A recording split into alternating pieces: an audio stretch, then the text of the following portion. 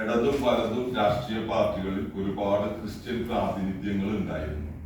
ഇപ്പം ക്രമേണ അതെല്ലാം കുറഞ്ഞ് തീരെ ഇല്ലാത്ത അവസ്ഥയിൽ അതാണ് ഇപ്പൊ ക്രിസ്ത്യൻ ഫ്രണ്ട് എന്നുള്ള ഒരു രാഷ്ട്രീയ സംവിധാനം ഇവിടെ വളരെ പെട്ടെന്ന് തുടങ്ങാനായിട്ട് ഉദ്ദേശിക്കുന്നത്. അതുപോലെ തന്നെ വേറൊരു കാര്യം എന്താ പറയാന്നുള്ളത് വെച്ച് കഴിഞ്ഞാല് നമ്മളുടെ ഈ ക്രിസ്ത്യൻ കമ്മ്യൂണിറ്റിക്കെതിരെയുള്ള ഒരു വർഗീയ ദംശനം അതല്ലെങ്കിൽ ഇൻവയലൻസ് എന്ന് പറയുമ്പോൾ 2014 റിപ്പോർട്ട് ചെയ്തിട്ടുള്ള ഒരു 127 കേസാണ്. അത് 2014 10 കൊല്ലത്തിന് ശേഷം 2024 ആവുമ്പോഴേക്കും 834 കേസ് രജിസ്റ്റർ ചെയ്ത് കഴിഞ്ഞു.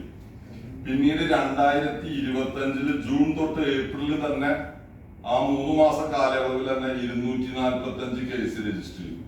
ജൂൺ ടു മെയ് ആവുമ്പോഴേക്കും അത് 313 ആയി. ജനുവരി ടു ജൂൺ ആവുമ്പോഴേക്കും 387 ആയി.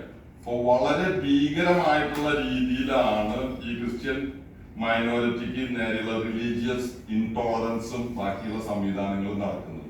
അപ്പൊ അതിനൊരു കോമൺ പ്ലാറ്റ്ഫോം വളരെ അനിവാര്യമാണ്. അല്ലെങ്കിൽ സാധാരണഗതിയിൽ നമ്മൾ കാണുന്ന ഒരു സംവിധാനമുണ്ട്, ആ പ്രയർ ഗ്രൂപ്പ് അതിനെതിരെ പ്രൊട്ടസ്റ്റ് ചെയ്തു, അല്ലെങ്കിൽ അതിനെതിരെ പ്രതികരിച്ചു, അല്ലെങ്കിൽ ഈ കമ്മ്യൂണിറ്റി പ്രതികരിച്ചു, അല്ലെങ്കിൽ ആ പ്രാർത്ഥനാ ഗ്രൂപ്പ് പ്രതികരിച്ചു എന്ന് പറയുന്നതിന് പകരം ഒരു ക്രിസ്ത്യൻ കമ്മ്യൂണിറ്റിയുടെ ഒരു പൊളിറ്റിക്കൽ വോയിസ് ആണ് നമ്മൾ ഇതിലൂടെ പ്രതിനിധാനം ചെയ്യാനായിട്ട് ഉദ്ദേശിക്കുന്നത്. അപ്പൊ ഇതിന്റെ എല്ലാവിധ സഹകരണങ്ങളും നിങ്ങളിൽ നിന്ന് ഉണ്ടാവണം. ഞങ്ങളുടെ വാർത്തകളും കാര്യങ്ങളും നിങ്ങൾ റിലീസ് ചെയ്യണമെന്ന് എന്റെ പേര് കിസാൻ ജസ്റ്റിൻ ജോസഫ് എന്നാണ് എന്റെ പേര്. പക്ഷെ എന്റെ ഇതിലെല്ലാം വരുന്നത് കിസാൻ ജസ്റ്റിൻ. ഞാൻ ഇതിന്റെ organising secretary, national organising secretary. So myself, Dr. M.L. Sundaram, founder president. Jashwant Jairaj, executive president. National executive president. എന്തിനാണ് Jashwant Jairaj.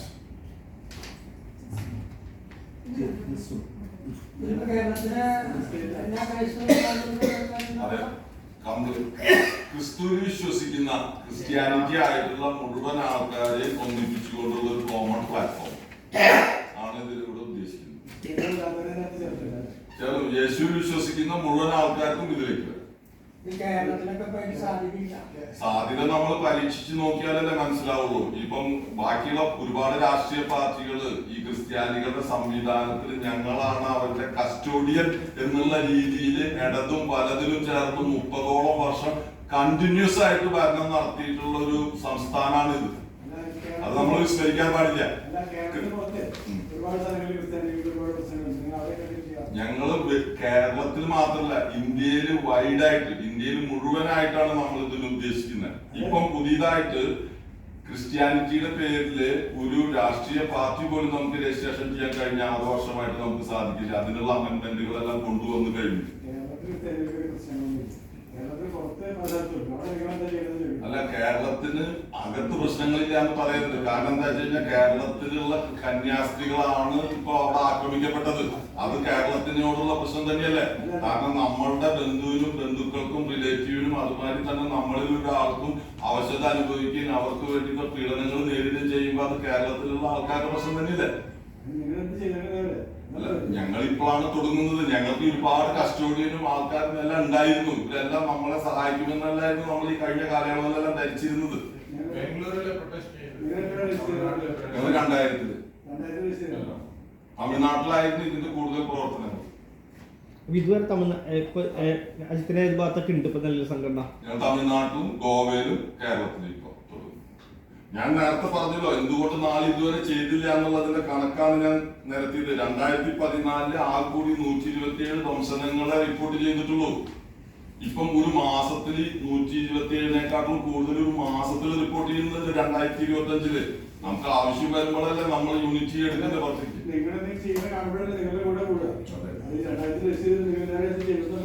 ഞങ്ങൾക്ക് ഞങ്ങൾക്ക് അതിന്റെ ആവശ്യകത ഉണ്ടായിരുന്നില്ലെന്ന്. ഞങ്ങൾ തമിഴ്നാട്ടിൽ മാത്രമാണ് ഇതിന്റെ പ്രവർത്തനങ്ങളും കാര്യങ്ങളായിട്ട് മുന്നാക്കം പോയിരുന്നത്. നാളെ ഇതുവരെ വലിയ കുഴപ്പങ്ങൾ ഉണ്ടായിരുന്നില്ല. ഇപ്പോഴാണ് കുഴപ്പങ്ങളും അതിന്റെ സംവിധാനങ്ങളും പാരമ്യത്തിൽ എത്തിയിരിക്കുന്നത്, പ്രവർത്തിക്കുന്നു. ഞങ്ങൾ അതിനുള്ള തുടക്കമാണ് ഇവിടെ കുറിക്കുന്നത്. നിങ്ങൾ പറയുമ്പോൾ ഇതിനകത്തെ ഈ 2014 മുതൽ നിങ്ങൾ പറഞ്ഞ കണക്കുണ്ടല്ലോ, 2014 മുതൽ കഴിഞ്ഞ് 11 വർഷത്തിനിടയിൽ രാജ്യത്തെ ക്രിസ്ത്യാനികൾ, പ്രത്യേകിച്ച് പറയുന്ന കന്യാസ്ത്രീകൾ വർഷം തോറും ആക്രമിക്കുന്ന കണക്ക് കൂടുതലാണല്ലോ ക്രിസ്ത്യൻ സംഘടന വരുന്നത്. അപ്പോൾ നിങ്ങൾ പറയുന്നത് ഇതുവരെ പ്രശ്നങ്ങൾ ഉണ്ടായില്ല എന്ന് പറയുന്നത് ശരിയല്ലല്ലോ. അല്ല, ഞങ്ങൾ അതിലേക്കാണ് വരുന്നത്. ഞങ്ങൾക്കും അതിന്റെ ലിമിറ്റേഷനും സംവിധാനം കാര്യങ്ങളെല്ലാം ഉണ്ട്.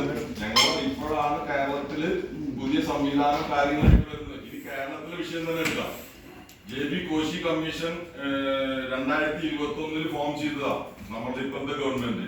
2023 അതിന്റെ 100% റിപ്പോർട്ട് സമർപ്പിച്ചു കഴിഞ്ഞു. 2023 വേറെ ഏതെങ്കിലും സംസ്ഥാനമാണെങ്കിൽ അത് എന്നെ പബ്ലിഷ് ചെയ്തിട്ടുണ്ടാവും. സഭ ചെയ്തിട്ടില്ല എന്ന് പറയുന്നില്ല. സഭ ചെയ്യുമ്പോ എന്ന് പറയുന്ന റോമൻ കാത്തലിക് സഭ ചെയ്യുന്നു, പ്രൊട്ടസ്റ്റന്റ് വിഭാഗം ചെയ്യുന്നു, മൈനോറിറ്റി വേറെ വിഭാഗം, ലാറ്റിൻ കമ്മ്യൂണിറ്റി ചെയ്യുന്നു. ഇതിനെല്ലാം ഒരു കോമൺ യൂണിഫോം പ്ലാറ്റ്ഫോമിലേക്ക് ഒരു പൊളിറ്റിക്കൽ മാനം കൊണ്ടുവരിക എന്നുള്ളതാണ് ഈ പാർട്ടിയോട് ഉദ്ദേശിക്കുന്നത്. പിന്നെ നിങ്ങളിപ്പോ രാഷ്ട്രീയ പാർട്ടി എന്ന രൂപത്തിലേക്ക് മാറാനാണോ ഉദ്ദേശിക്കുന്നത്? അല്ല, ഞങ്ങൾ രാഷ്ട്രീയ പാർട്ടി ആണ്, മാറുകയല്ല, രാഷ്ട്രീയ പാർട്ടി ആണ്. 2000 നമ്മൾക്ക് മുന്തിരി എന്നുള്ള ചിഹ്നത്തോട് കൂടിയിട്ടുള്ള രാഷ്ട്രീയ പാർട്ടിയാണ്.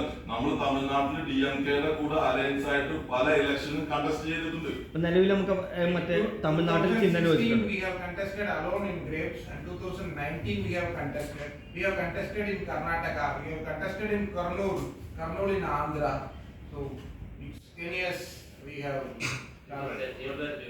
We are celebrating this അതെ, അല്ല, ഞങ്ങൾ ഇവിടെ ഞാൻ പറഞ്ഞില്ലേ, ഈ അപ്കമിങ് മുഴുവൻ ഇലക്ഷനിലും നമ്മൾ കണ്ടസ്റ്റ് ചെയ്യും. അല്ല, ഈ മതത്തിനോ മതവും പാടില്ല എന്നുള്ള ഒരു പൊളിറ്റിക്കൽ ഒരു നിർദ്ദേശമുണ്ട്. ഇലക്ഷൻ കമ്മീഷൻ തന്നെ പറയാറുണ്ട്, ഉപയോഗിക്കുന്നുണ്ട്. അത് തന്നെ പറഞ്ഞ് ക്രിസ്ത്യാനിറ്റി വിശ്വസിക്കുക, ക്രോസ് ക്ലോസ് എന്നുള്ളത് നമ്മൾ ഒരിക്കലും പറഞ്ഞിട്ടില്ല. കാരണം ഇലക്ഷൻ കമ്മീഷൻ 2000 നമുക്ക് രജിസ്ട്രേഷൻ തന്നതും നാളെ ഇതുവരെയായിട്ട് രജിസ്ട്രേഷൻ കട്ടാവാത്തതും ഇന്ത്യൻ ക്രിസ്ത്യൻ ഫ്രണ്ട് എന്ന പേരിലുള്ള രാഷ്ട്രീയ പാർട്ടിയുടെ കാര്യമാണ് ഞാൻ ഇവിടെ പറയുന്നത്. ഇവിടെ ക്രോസോ ബാക്കിയുള്ള കാര്യങ്ങളോ ഒന്നും നമ്മുടെ പ്രതിപാദ വിഷയമേ അല്ല.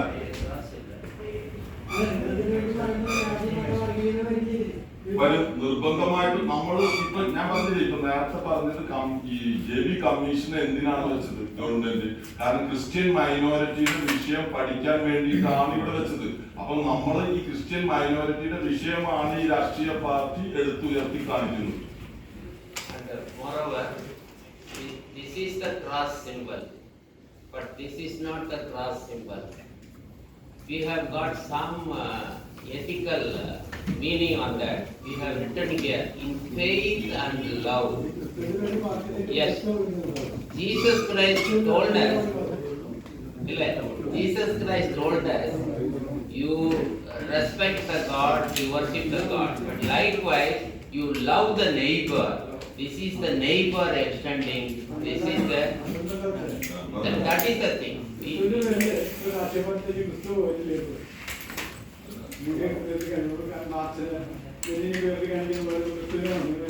അല്ല, ക്രിസ്ത്യാനിറ്റിനെയാണ് ഞങ്ങൾ ഉയർത്തിക്കാറുണ്ട്.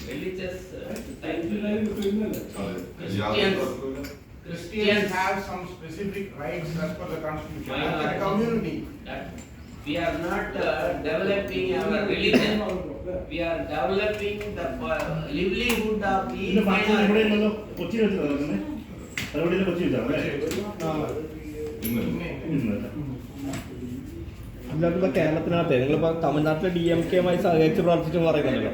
ഇപ്പൊ കേരളത്തിൽ എങ്ങനെ രാഷ്ട്രീയ നിലപാട് സ്വീകരിക്കാനാണ് ഇത്? ഞാൻ നേരത്തെ പറഞ്ഞല്ലോ, നമ്മുടെ ക്രിസ്ത്യാനിറ്റിയുടെ ഗാർഡിയൻഷിപ്പ് ഏറ്റെടുത്ത പല രാഷ്ട്രീയ പാർട്ടികളും 30 വർഷത്തോളം LDF-നോടും UDF-നോടും ചേർന്ന് നിന്ന് കണ്ടിന്യൂസ് ഭരണം നടത്തിയിട്ടുള്ള പാരമ്പര്യം കേരളത്തിലുണ്ട്. അപ്പൊ വരും കാലങ്ങളിൽ അത് എങ്ങനെ നോക്കിക്കാണുന്നു അതുപോലെ നമ്മൾ ചെയ്യും. സ്വന്തമായിട്ട് കാണിക്കും അല്ലേ? സ്വന്തമായിട്ട് എടുക്കാനാണോ അല്ല, ഞാൻ പറയുന്നത് ഇതൊരു പൊളിറ്റിക്കൽ അലയൻസ് അല്ലേ? ഇതെങ്ങനെയാണ്? ഇതാണ് ഇപ്പൊ നാന്ദി കുറിക്കുന്നതേ ഉള്ളൂ. നമുക്കിത് വരും കാലങ്ങളിൽ എങ്ങനെയാവുന്നു അതിന്റെ കാഴ്ചപ്പാടുകൾ എന്നൊരു വലിയൊരു ചർച്ചയ്ക്ക് വിഷയമാക്കേണ്ടതാ. അതൊക്കെ നോക്കിയിട്ട് കാണാം. അപ്പൊ അങ്ങനെ വരുമ്പോ ആവശ്യമുണ്ടെങ്കിൽ BJP സാധിക്കും. ഞങ്ങൾ ഇപ്പോഴാണ് ഉദയം കൊള്ളുന്നത്. ഇവരും നോക്കാം. എന്തായാലും ക്രിസ്ത്യാനിക്ക് ഇവിടെ കുറവില്ലല്ലോ. തൃശ്ശൂർ ജില്ലയിൽ ക്രിസ്ത്യാനികൾക്ക് കുറവില്ലാത്ത കാരണം കൊണ്ട് ഞങ്ങളുടെ രാഷ്ട്രീയ പാർട്ടിയിലും ആൾക്കാർ കുറയില്ല എന്നുള്ളൊരു ഉത്തമ ബോധ്യമുണ്ട്. ഓക്കെ. അല്ല, ഇപ്പൊ ഞാൻ ചോദിക്കുന്ന ഒരു അലയൻസ് ഉണ്ടാക്കുമ്പോഴേ ഇതിനകത്ത് ഇപ്പൊ മറ്റേ എല്ലാ രാഷ്ട്രീയ പാർട്ടികൾക്കും ഓപ്പൺ ആണ്. BJP അലയൻസ് ആയിരിക്കും. ഇത് ഞങ്ങൾ പറഞ്ഞല്ലോ, ഞങ്ങൾക്ക് എല്ലാവരോടും സമദൂര സംവിധാനമാണ്. ഈ പറയുന്ന ക്രിസ്ത്യൻ വംശീയ ദംശനം അതുമാതിരി തന്നെ പല സംവിധാനങ്ങൾക്കും ഈ JB കമ്മീഷൻ വെച്ചിട്ട് കൊണ്ടുവരിക.